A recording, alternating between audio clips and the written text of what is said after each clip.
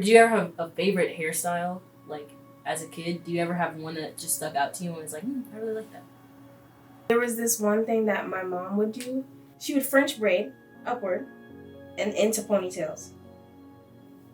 If that makes it, that's the best I can explain it. But like the braids would be ponytails, but they would be braids.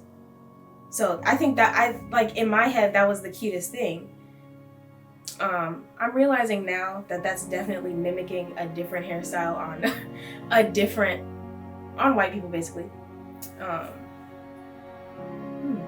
interesting.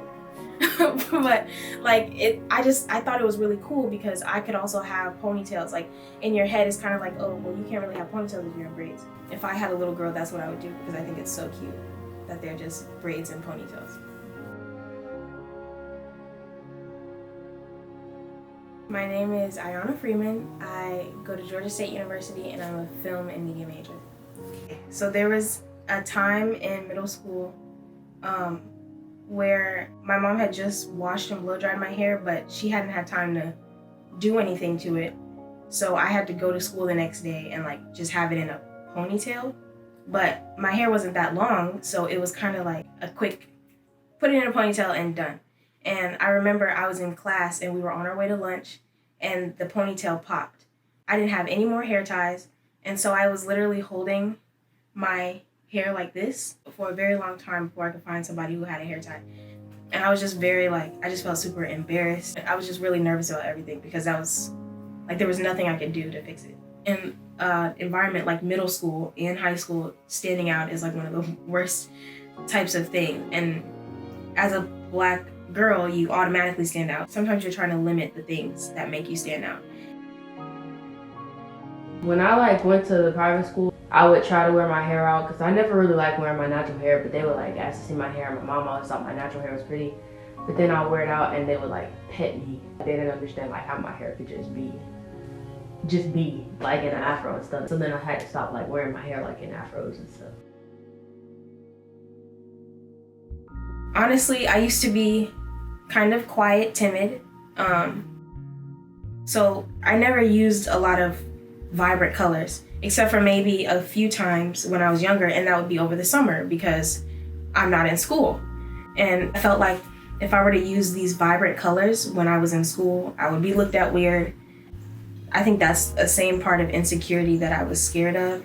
But now I think I like to see how far I can push myself with colors, with new styles that I haven't tried, because sometimes I stay in my comfort zone, which is part of how I am, which I'm also working on expanding. So I think my hairstyles are expanding as I expand. I went to a predominantly more white school actually all of my life, sadly. So I've had people just look at me funny whenever I tend to wear my hair different. They get so used to me wearing my hair like this.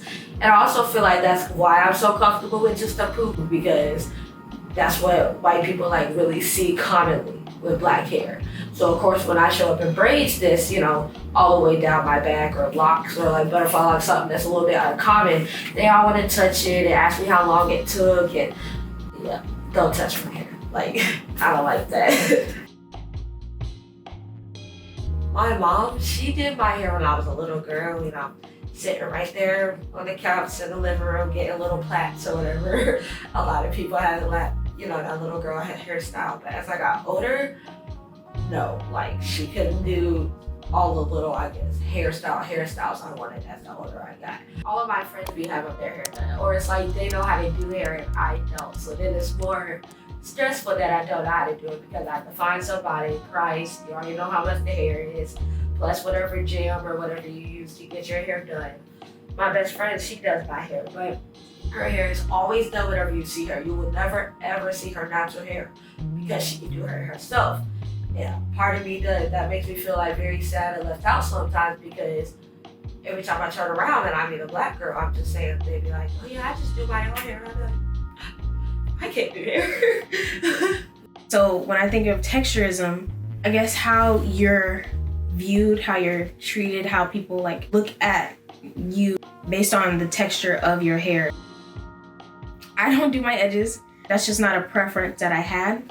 But I would think what if this Black man wants his girl to present themselves in that way. I like to do different things with my hair. It's the same as having a regular insecurity, except it's additional. So as a Black woman, there's more things added on to it. In the back of your head, you're like, what if they don't actually like this about me? And should I change it? And then sometimes that will literally lead you to changing things that nobody has asked you to change. My hair doesn't really match everybody else's hair, so I can't necessarily do the hairstyles they do. Like, I can't do the long ponytails and stuff like that unless I want to put heat on my hair. When I went to competition, they did want my hair a certain way. Like, it was supposed to be in 2 braids and then a ponytail in the back, and I did it, but it didn't look like everybody else's. And then as soon as I stepped outside, my hair like reverted. So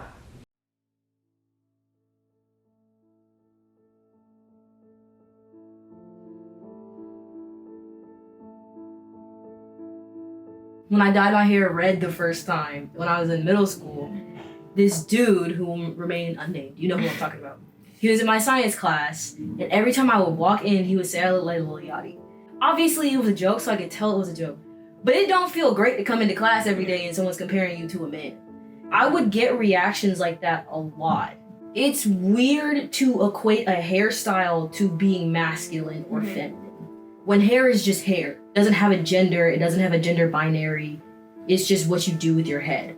That was the only thing that really stuck with me from back then, that I even, I still think about that now. As I've gotten older, I let my hair hang more. Before college, I never used to do that. So I never did it. So it's weird now that I just let it hang now. I know there's a stereotype that Black girls love Beyonce. But one of the things that really helped me get over my fear of being perceived was her mentality behind making the album of Lemonade, because it's a visual album.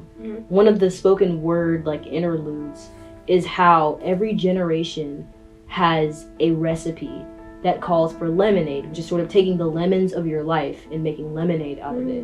And for her, in her life, she has a history of her grandma being cheated on, her mom being cheated on, she got cheated on. So that was sort of the lemon that she had to make lemonade out of. I think that in my life, the lemon that I had to make lemonade out of was the fear of being perceived in a way that I didn't like. And it was getting over the fact that I don't have to care about how you see me. That doesn't have to shape how I live my life, the actions I take and the moves that I make. My life does not have to revolve around yours. My life can be mine. I can still be compassionate and I can still be caring, but I can still choose to be me at the end of the day. So I think for me, that was my lemonade. In the Black community, sometimes we describe what we've been through with our hair as a journey. Sometimes it's referred to in a sarcastic or a jokey way, but sometimes it really is a journey. Skipping school because your hair isn't done and picking out new styles on Pinterest or Instagram are core memories for me. Another core memory was the first time I was judged for my hair in the 3rd grade. And the first time someone yelled a racial slur at me when I was 11. However, I can confidently say that as I grew older and filled my shoes a little bit more, I became okay with struggling. Everybody has different struggles. Everyone has different lemons that they have to make lemonade out of.